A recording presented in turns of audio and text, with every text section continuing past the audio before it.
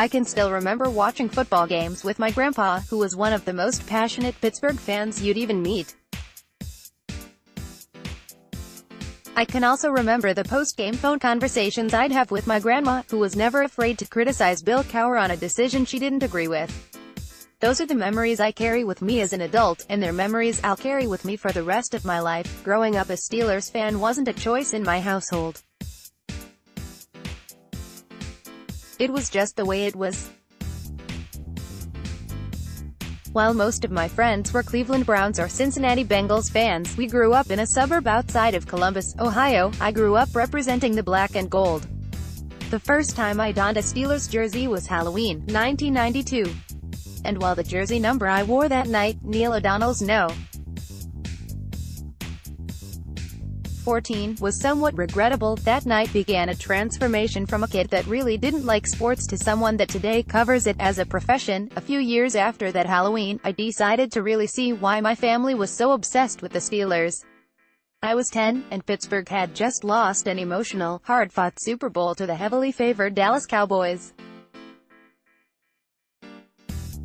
On our basement TV, my dad showed me for the first time the NFL Films highlights of Pittsburgh's 4 Super Bowl victories during the 1970s. With John Facenda serving as our guide, we traveled back in time to witness the greatness of the greatest team in NFL history. By the time we finished watching Pittsburgh's victory over Minnesota in Super Bowl IX, I was interested. Before we started the Steelers' gritty victory over the Los Angeles Rams in Super Bowl XIV, I was hooked. By the time it was time to start my first season of organized football that summer, I couldn't wait to try out for running back and wear my hip pads on the outside of my jersey the way Franco Harris did. My grandpa, Francis Heilman, enjoying Pittsburgh's victory over Seattle in Super Bowl XL. While my football career didn't amount to much, my passion for football continued to grow. And so did my obsession for my family's favorite team. Every fall Sunday revolved around what time the Steelers were playing. Since they weren't on local TV a whole lot, my dad and I would sometimes drive to one of his friends' houses that had direct TV.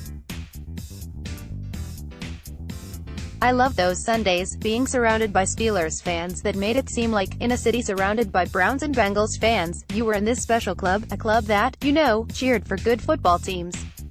While they didn't win a Super Bowl during my youth, the 1990s and early Steelers were good enough, and had enough charismatic players, to turn me into a lifelong football savant. Sure, the losses hurt. Nothing will ever compare to this '97 AFC title game loss to Denver, but no loss could outweigh the joy I had cheering my team on with my family and select Steelers fans. As I reached my college years, the Steelers finally broke through and won the Super Bowl, 2 of them, actually, as Pittsburgh was led by a young kid named Ben Roethlisberger and a freakish athlete named Troy Polamalu. While it may have not have been as magical as it would have been when I was a kid, I was still appreciative and happy with the Super Bowl victories, nonetheless. Nothing really is as sweet as those Sunday victories when you're a kid. I was also tired of watching the Steelers play. I wanted to be writing about them. After a few years out of the business, I jumped back in as a volunteer writer for SB Nation in January of 2014. After the season, I was promoted to assistant editor, where I made some excess cash writing a few articles a day.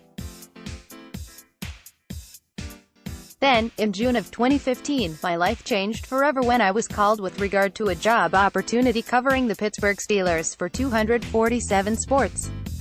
I literally could not believe what I was being told on the other side of the phone.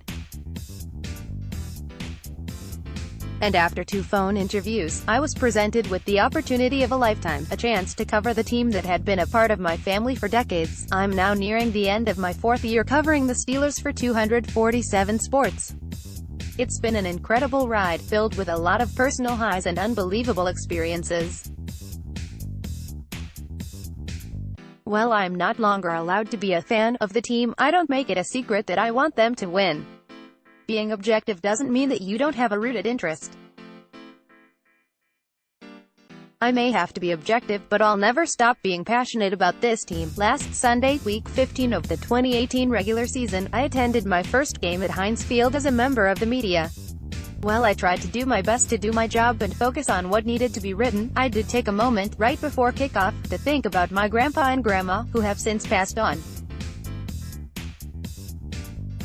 While I didn't know who was going to win that game, the Steelers did, 17-10, I knew that, somewhere, my grandpa and grandma were cheering on their Steelers. Merry Christmas to Steeler Nation everywhere, and may your holiday season be full of laughter, joy, and at least one more Steelers victory during the 2018 season.